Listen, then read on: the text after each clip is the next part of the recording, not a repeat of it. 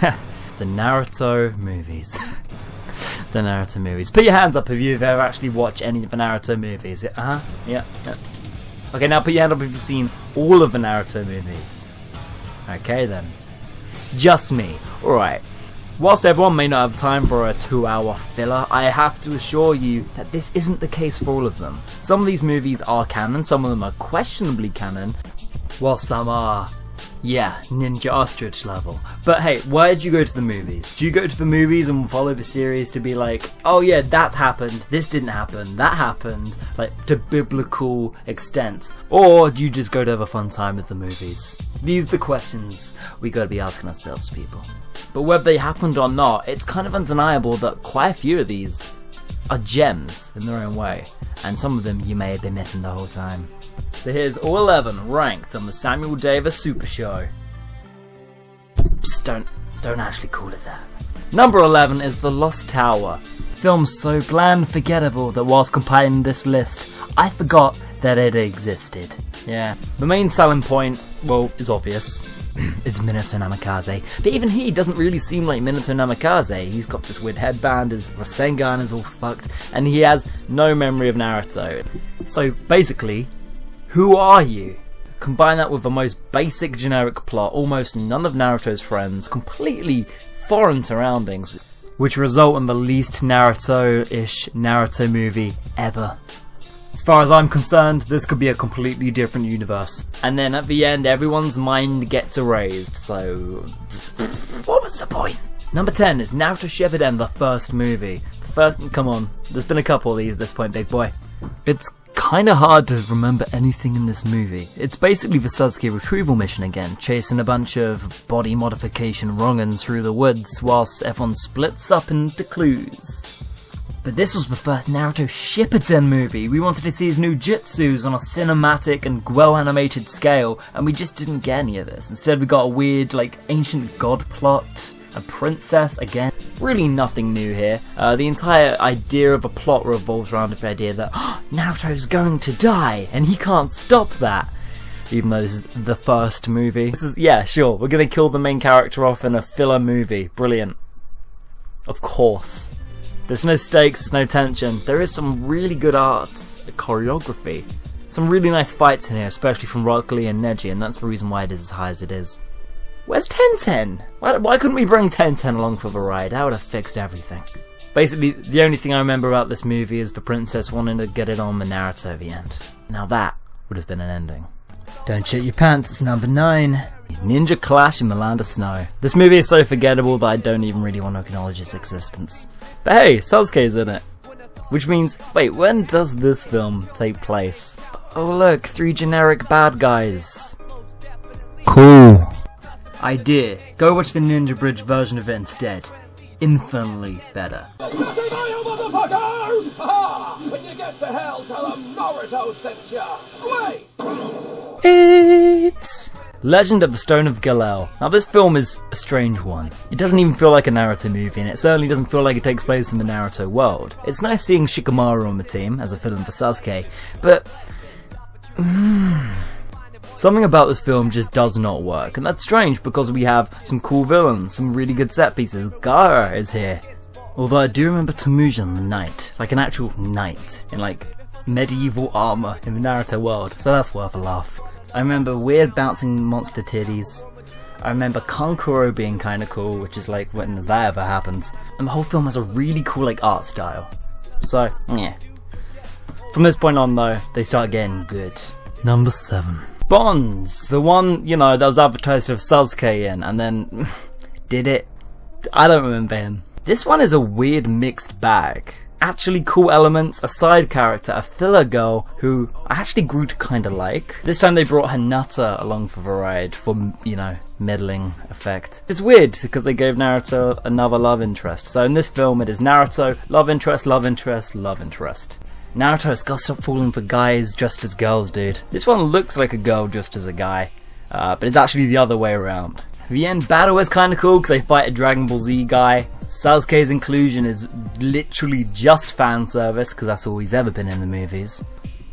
And if you can get past the weird filler stuff like the No Tails Beast, alright movie. There's some good fan service and good moments to be had here. Dicks. The Crescent Moon Kingdom. Now this is one that I know isn't an objectively good movie, but I think it's a really fun watch. It's only short, it's only a small adventure, it definitely is not movie scale, but Rock Lee, Kakashi, Sakura and Naruto go on a mission to the most filler of filler villages, but the actual adventure is kinda good. You get really good taijutsu battles because you brought Rock Lee along. Sakura is actually really cool, and the villains, oh look, 3 generic filler villains again. That's original. Even they are kinda interesting, because they had the weird reflex gas, something which dulled the senses and made everything go slower. That was cool. These villains turned people into statues, so there was actually quite a bit of danger here. And then you have the whole Life of Pi of travelling circus thing going on. You know what? This is a good film. Number 5! Road to Ninja. Hey, wanna explore Naruto, alternate dimensions, parallel universes? Kind of a weird idea for a film. Kishimoto thought it was cool, because here we have everybody basically not the normal selves, are they? It's fun to explore this strange dimension, but most of it is just one-note jokes. Oh look, Kiba likes cats now. Oh, Ino's the shy one. And for some reason the Japanese think this is the most funny thing ever. It kind of isn't, but there are some actually cool changes as well. Like the Akatsuki are an organization who can be bought for good reasons. They're not the bad guys in this one. And then you meet Menma. For the whole film you're like, so where's Naruto's version? Oh, he's here. Menma Uzumaki is like so cool. And the fact that we don't know anything about him, even when the film ends, is just so sad. Evil Naruto. I'm there. I'm sold on that one. And whilst Kishimoto did write the prologue, it is very hard to see this as being canonical. But whatever. It's a fun time, right? Road to Ninja is really good for character interactions. You know, character moments. These guys actually do hang out in between arcs, and that's sweet. Number 4, it's Blood Prison. I watched this one way too late, and I didn't think I'd like it. Oh my god, how I was wrong. A gorgeous location set piece. This prison, Hazuki Castle, is gorgeous. The end villain is very strange. It's like a weird crow monster who talks with a normal boyish voice. Nah, I'm good, thanks. Killer Bee's in it. The whole gang's here. It's actually really good. It's Naruto meets Prison Break, which is so strange. Everyone's a little bit out of character, and Naruto doesn't exactly have all of his techniques, but it's cool to see this character, this optimistic young kid, Loudmouth, put in a really kind of horrible situation. Take away all of his toys, and oh my god, Sage Naruto is a beast. This is a beautiful little movie. I counted 3 prison rape jokes from the opening 20 minutes. I was like, what the fuck am I watching? This is Naruto, right? 3.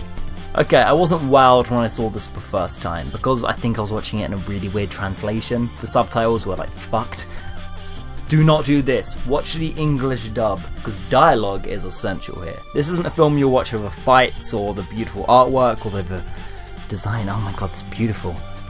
A couple years after the end of the series, Naruto's got love on the mind. As our little ninja, he falls in love. This is a time skip, and you learn that immediately because the tone is different, more adult. And I don't mean the swearing or violence, I mean everyone feels older, other than Naruto, and this is a character arc for him, growing to learn what love is. Shedding that shonen stereotype and becoming an actual person. Yeah.